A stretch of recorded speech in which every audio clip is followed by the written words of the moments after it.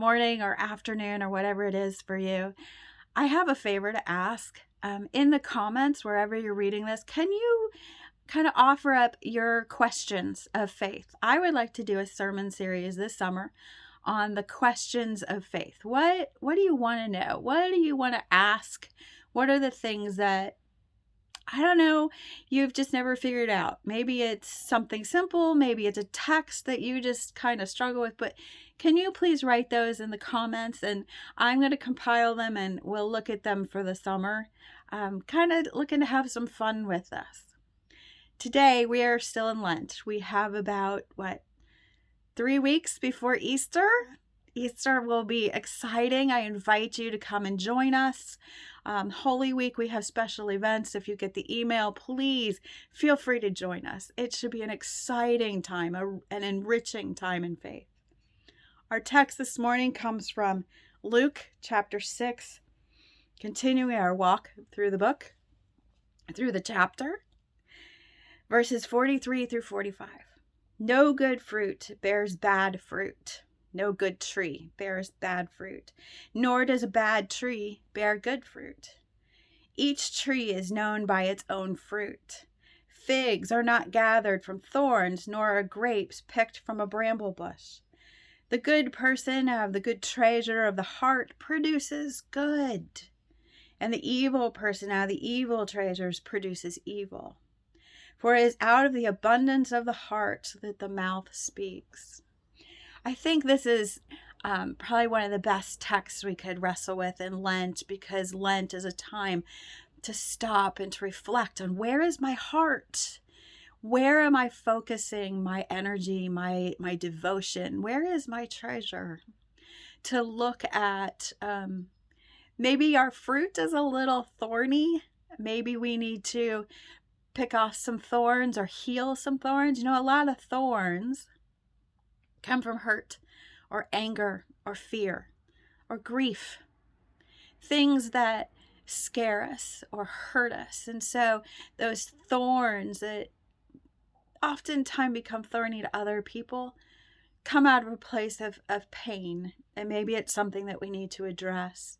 Maybe we need to offer something that's painful into God's hands and surrender that. Maybe we need to have a friend who comes by and helps us to smooth out those thorny spaces. God's fingers smooth out our clay, and sometimes that clay can have rough edges. And sometimes those fingers that God uses are a friend, someone else who just loves us. But we all have those thorny points in life. I jokingly said to Michael, maybe we should be handing out boxes of Band-Aids with this, so that we can be people who help those thorns or those thorny places to heal. Back to the text on the fruit part, though, because that's the part we're called to be fruit. We're called that what is in our hearts is so pure and so beautiful that our actions, our words, our deeds that come from that are a blessing. If you stop and think, are we complaining? Are we whining? Are we fussing? Are we, that's a little thorny, but are we praising God? Are we offering beautiful compliments? And are we being kind and generous and compassionate? Are we speaking words of love, even to strangers? Are we acknowledging strangers? Are we acknowledging a stranger who might be a brother or sister in faith? When we look at our lives, what are we producing? Do we produce joy?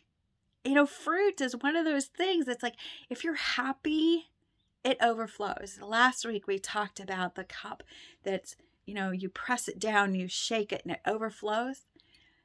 This is an example of that. If your heart is full of joy and love and kindness, it's going to overflow. That's going to come out of you, and other people are going to receive those blessings.